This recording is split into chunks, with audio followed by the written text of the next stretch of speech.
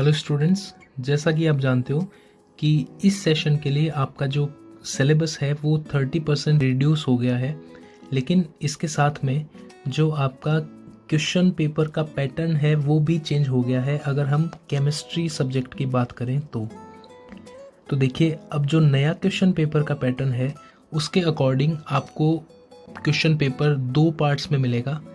एक part A होगा और दूसरा पार्ट बी होगा।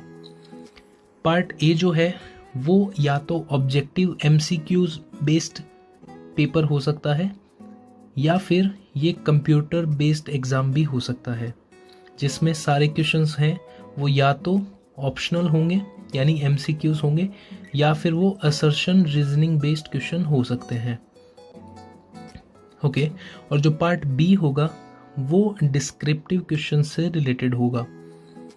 दोनों ही पार्ट्स का जो वेटेज है वो 35 मार्क्स का रहेगा, यानी टोटल आपका थ्योरेटिकल एग्ज़ाम 70 मार्क्स का होगा और जो प्रैक्टिकल है वो 30 मार्क्स का होगा। तो इस तरीके से ये कंबाइन करके पूरा 100 मार्क्स का वेटेज आपको देगा। पार्ट ए की अगर अपन बात करें तो 19 क्वेश्चंस 1 मार्क के होंगे और ये क्वेश्चंस ऑब्जेक्टिव होंगे। ठीक है, तो ये टोटल हो गया 19 मार्क्स। उसके बाद में 5 क्वेश्चंस 2 मार्क्स के होंगे, ये भी ऑब्जेक्टिव क्वेश्चंस होंगे, तो इसका भी वेटेज हो गया 10 मार्क्स। और 2 क्वेश्चन 3 मार्क्स के होंगे और ये जो 3 मार्क्स के जो क्वेश्चंस हैं वो केस बेस्ड होंगे, यानी कि ये कॉन्सेप्चुअल क्वेश्चंस होंगे। आपको कोई केस दिया होगा कि अगर ऐसा होगा तो क्या कंडीशन हो सकती है। ठीक है, कॉन्सेप्ट बेस्ड क्वेश्चंस होंगे। तो ये हुआ टोटल 6 मार्क्स और इनको सम करोगे तो ये बनता है 35 मार्क्स। तो ये तो बात हुई पार्ट ए की। पार्ट बी में देखिए, पार्ट बी में 4 क्वेश्चंस आपको मिलेंगे 2 मार्क्स के, जो शॉर्ट आंसर टाइप के होंगे, यानी इनका जो आंसर है वो आपको शॉर्ट में लिखना है, 1 से 2 लाइंस में। तो इनका वेटेज हुआ 8 मार्क्स।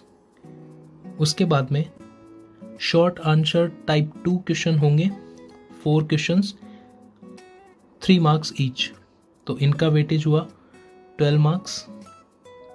और 3 क्वेश्चन होंगे लॉन्ग आंसर टाइप के, जिसका हर क्वेश्चन का मार्क है 5 मार्क्स, तो ये टोटल हुआ 15 मार्क्स। तो इनको भी जब आप सम करेंगे तो ये आपको मिलेगा 35 मार्क्स। तो इस तरीके से पार्ट ए और पार्ट बी में आपका पेपर डिवाइडेड होगा। Part A objective based paper होगा और पार्ट बी जो है वो डिस्क्रिप्शन बेस्ड क्वेश्चन पेपर होगा। तो इसके अकॉर्डिंग ही आप अपने प्रिपरेशंस को कंटिन्यू रखेंगे। Okay, thank you.